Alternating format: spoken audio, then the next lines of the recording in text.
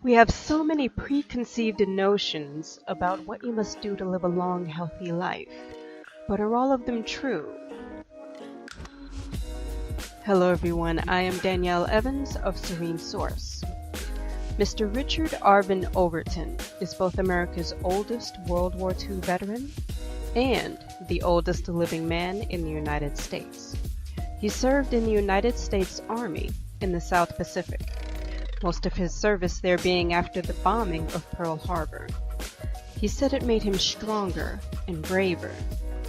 He placed his faith in God to keep him alive until it's his time to go. Mr. Overton built himself a house that he's lived in since 1945. Let me say that again. He built his own house himself. You don't hear that much anymore. He says, "I'm happy with my house.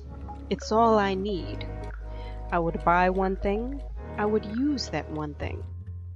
I remember when the man got the first Ford, I was out after working at, I think I picked cotton down there. And we heard that he gonna get a car. We didn't know what a car was. We heard about it, but we never was to come to town much. My first car was a little old Ford, T-model Ford. I had to get in front and crank it. You remember them cars? I know you wasn't born that way. No, I know you wasn't. Now here's where it really starts to blow my mind, because conventional wisdom is adamantly against some of the things he does every day. Mr. Overton says, "I just sit there and smoke sometimes 12 cigars a day, maybe sometimes more than that." He makes it a point that he doesn't inhale though. "It just makes you feel better," he says. There goes that feeling and happiness theme again. He says, "I drink about 4 cups of coffee in the morning." Plus he also drinks whiskey, sometimes in his coffee. And on top of that, score one more for his happiness, because he says, "I eat ice cream every night. It makes me happy." Now, even though he does all those things, here's where it gets interesting. Mr. Overton loves milk, fish, corn, and soup. I've noticed that many of the oldest living people and places on this earth known for people living the longest tend to be from fishing villages, have diets based on natural foods. They also tend to emphasize eating small portions of food. Mr. Overton's soup seems to fall right into that. He also has a cat that he looks forward to seeing every morning waiting for him. He says, "I help build those cats, and they keep me happy." I tell the truth, they keep me happy. I want to see my cats every morning. Mr. Overton got his license renewed at the age of 109 and was still driving all the way to the age of 110. He says, "I feel good going on driving." He also goes to church every Sunday to feed his spirituality. In church, he loves learning things and the beautiful singing. He says, "Church is a wonderful place, lovely place. Keeps me going, makes me feel good. Good to have a spiritual life, but you gotta live it." Yes, Mr. Overton.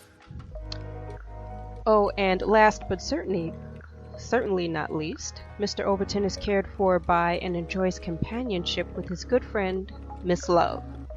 And by the way, that's not a nickname, that's her actual name, Earlene Love. He says, "It makes you feel better."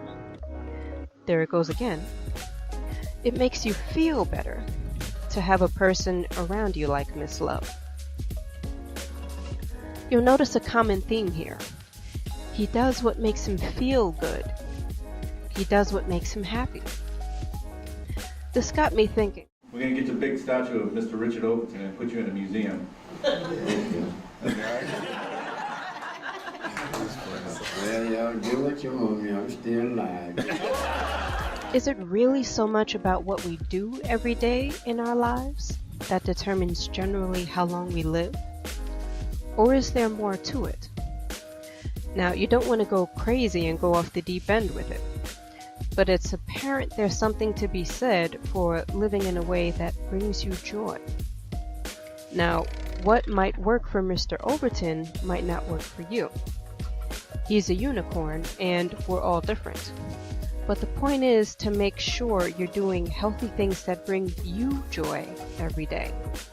Staying spiritually connected with your joyous self should not only help you increase your longevity, but would also make every day that much more incredible for the remaining time you do have on this earth. Oh, and one more thing he does. When he gets up in the morning, whether that be 1, 2, or 3 o'clock in the morning, whenever he wakes up, he just stays up. And on this point, I'm really curious to know whether that's a habit he's developed over the years, if that's from being in the military, or if it's just easier for him, or could it be that he feels that each day alive is such a blessing that if God blessed him enough to wake him up, then he better stay up. I wonder if that's his motivation.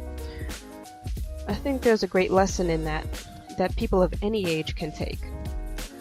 Don't waste away your days in bed hitting the snooze button. Tomorrow is not promised. Assuming you're still going to be here tomorrow is a pretty big assumption. My time ain't got here yet. And I don't know when I come here, and I don't know where I'm going. You either. Neither one of us know when we're going.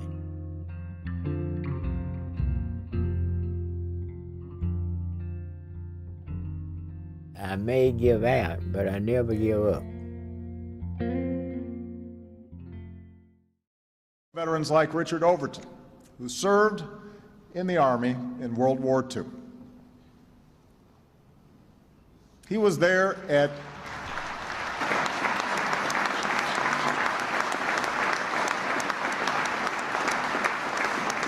and today Richard still lives in the house that he built all those years ago, rakes his own lawn, and every Sunday he hops in his 1971 Ford truck and drives one of the nice ladies in his neighborhood to church. This American veteran is 107 years old. And we are honored that he's here with us today. So let's ask Richard to stand again, because he can stand.